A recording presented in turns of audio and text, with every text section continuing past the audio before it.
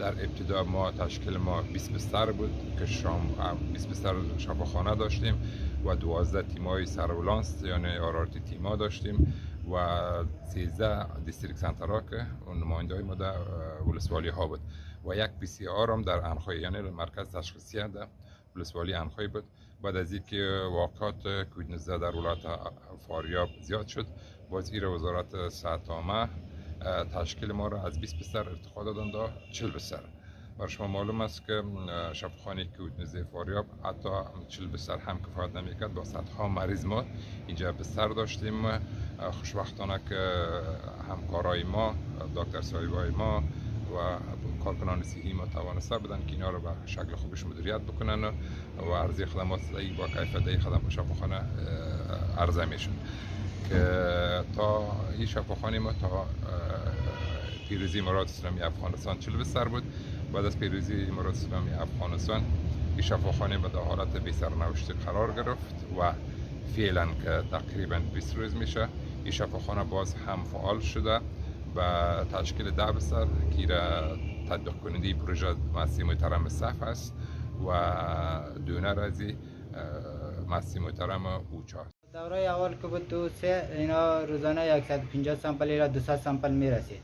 ما از در بین چون اینجا ماشین ما گنجایش 180 سامپل داره روزانه که باید چی شود تست پی سی آر شود. باز نظر با مزارت باقیش یک 20 تا میماند. باز فردا امروز سامپل هایی که فردا می آمد باز رو ما زیر کار میگرفتیم گوره تست میکردیم. در یک ماه 4.5 الی 5000 سامپل ما دوره اول دو سه اینو کار کردیم در یک ماه. روزانه اینجا تنهایشان 40 الی 50 سامپل میشه. در بین از این از 50 سامپل 8 سامپل یا 9 سامپل 10 سامپل مثبت 100% میبره. اینو باز تیما داریم، ما با تیما راپور میتیم. تیما بازم کسایی که مثبت هستند شماره تماسشان هست باز امرایشان در تماس میشه، باز رفته در خانهشان تعقیبی میکنه، یعنی عضو اعضای خانواده دیگه شان را سامپل گیری میکنه. دلیلشان یکی سطح کرونا پایین آمده و دلیل دومشه که مردم کمی بی‌باور هستند، مردم کم بی‌تفاوت هستند در مقابل ویروس، یعنی مذاق فکر میکنن که کدام چیزی نیست که ما را بکشه.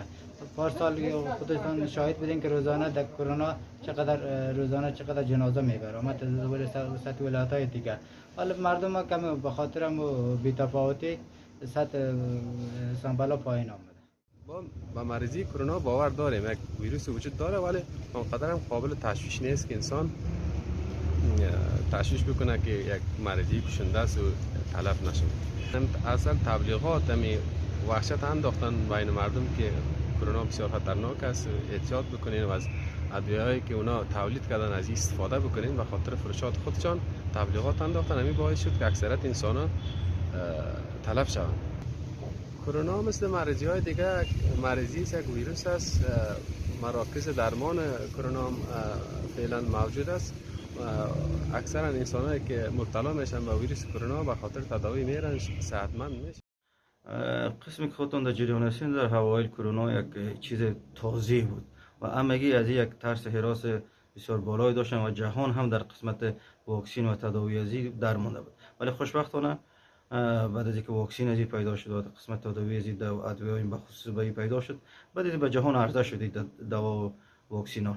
برای فعلا مردم از این به او درجه که قبلا میترسیدن نمیترسن، به این خاطر که واکسین شد. اکثر اگر بگوییم که ما 90% ملت افغانستان برای فعلا واکسین شده و تو قدری که در سابق کرونا اینا را آزار میداد اول آزار نمیداد، ولی برای هنوز هم ما بعضی از واکسین ترسیده واکسین نکردن یا دیگه مسائل دیگه یا واکسین کردن و بعد به بعض اعراض علائم می داشته باشه اینا میاین معاینه خانه مراجعه میکنن و اگر وضعشون خوبتر باشه برشون ادویه توصیه میکنیم و تعلیمات لازمه را میتیم.